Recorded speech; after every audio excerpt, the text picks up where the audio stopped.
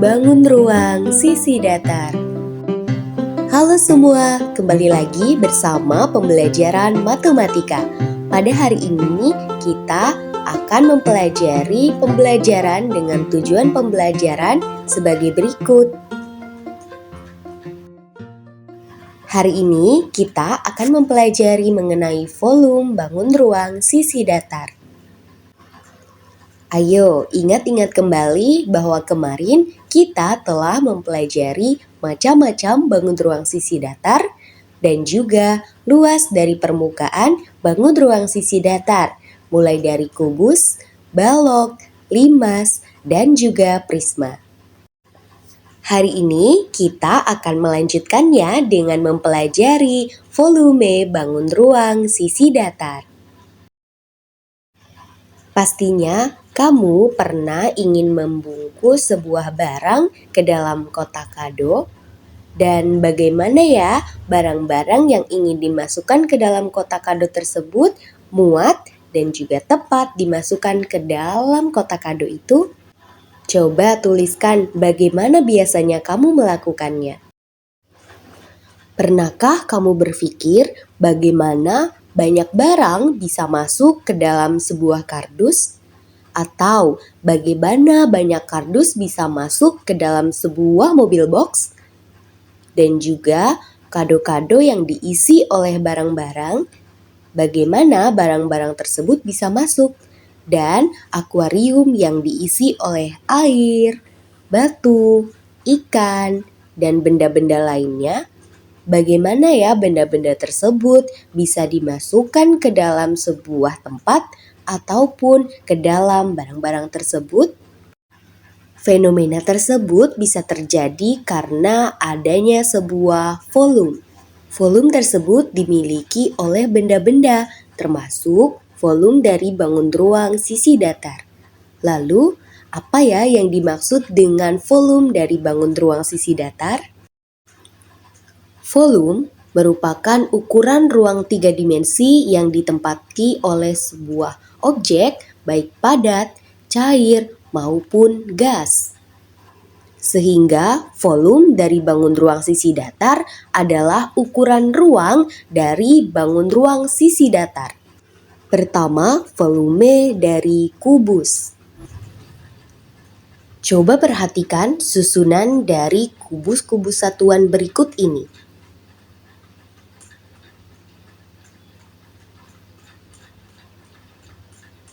Ketika dihitung dan disusun, maka berjumlah 27 kubus satuan. Satuan dimaksudkan untuk ukuran rusuk atau sisi yang sama dalam satuan sentimeter. Sehingga dengan memperhatikan ilustrasi tadi, kita melihat bahwa sebuah kubus bisa diisi sebanyak 27 dari satuan kubus. Sehingga ruang pada kubus tersebut bisa diisi sebanyak 27 satuan dari kubus. Sehingga kita bisa katakan bahwa volume dari kubus tersebut adalah 27 cm kubik. Lalu, bagaimana jika satuan-satuan di dalam kubus tersebut ada banyak? Atau ada banyak kardus kubus yang membentuk kubus tersebut? Bagaimana cara menghitung dan mengetahui volumenya?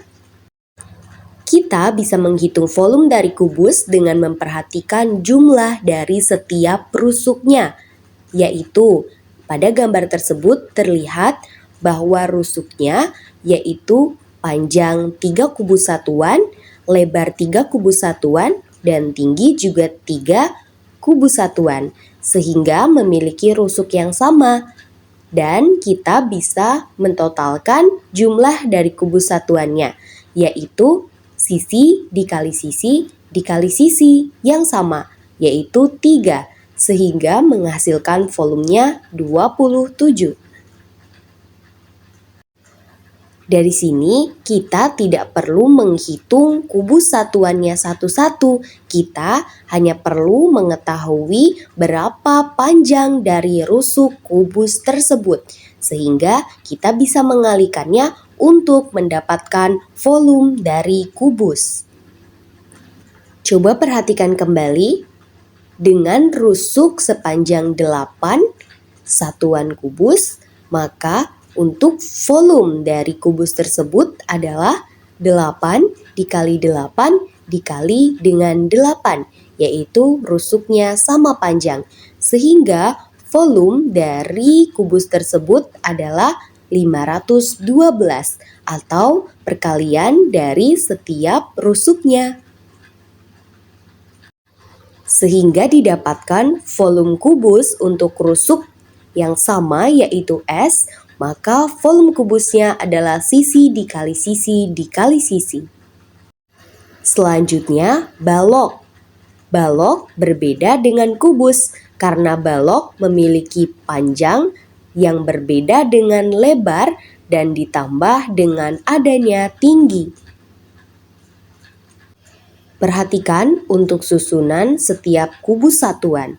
Maka untuk volume balok kita perlu untuk mengalihkan berapa satuan panjangnya, berapa satuan lebarnya, dan juga berapa satuan dari tinggi balok tersebut untuk mendapatkan volume dari balok.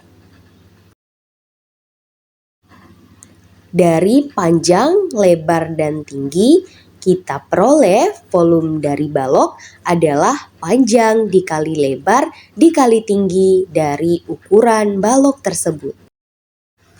Selanjutnya, volume prisma. Volume prisma bisa kita dapatkan dari menyamakan dengan adanya balok. Perhatikan ketika sebuah balok kita belah menjadi 2, berdasarkan diagonal, maka akan mendapatkan 2 buah prisma beralaskan segitiga. Prisma ini memiliki tinggi yang sama dengan balok tadi karena kita membelahnya dengan diagonal samping.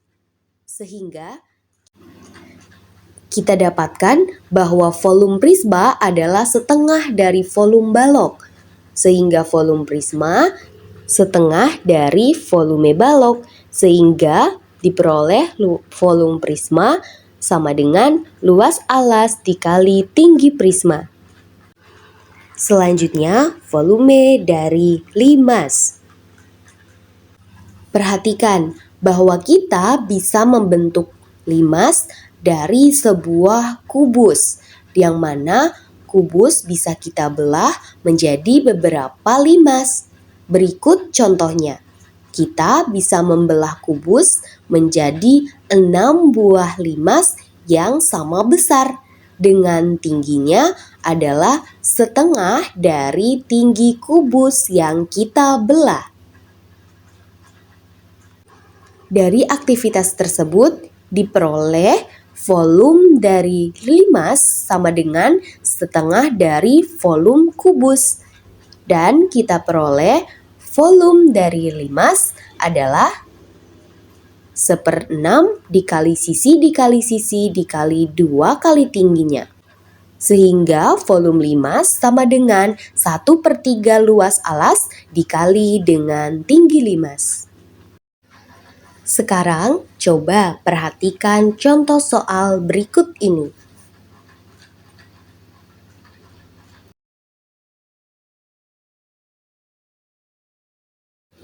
Untuk menjawabnya, kita ketahui bahwa Rani memiliki kardus yang memiliki sisi 20 cm, sehingga bentuk kardusnya adalah persegi. Dari persegi ini, kita akan membentuk sebuah limas, sehingga untuk penyelesaiannya kita akan menggambarkan limas yang cukup pada kardus tersebut dengan menggambarkan jaring-jaring dari limas. Dalam menentukan jaring-jaring, kita perlu memperhatikan bahwa sisi alas ditambah dengan 2 tinggi dari segitiganya tidak boleh lebih dari 20 cm, sehingga ada beberapa kemungkinan yang dapat terbentuk. Kita akan selesaikan salah satu bentuk kemungkinannya, yaitu untuk sisi alas 6 cm dan tinggi juga 6 cm. Kita akan peroleh bahwa alasnya memiliki panjang 6 dan tingginya yaitu 6 cm. Kita juga harus mencari tinggi dari limasnya, sehingga mendapatkan tinggi limasnya adalah akar 27 cm. Dari ukuran ini, kita bisa mendapatkan volume dari limas, yaitu sepertiga luas alas dikali tinggi dari limas, sehingga diperoleh volume dari limasnya adalah 62,4 cm kubik. Sekarang coba kamu hitung untuk kemungkinan ukuran-ukuran lainnya. Baiklah, cukup sekian pembelajaran hari ini mengenai volume bangun ruang sisi datar. Terima kasih.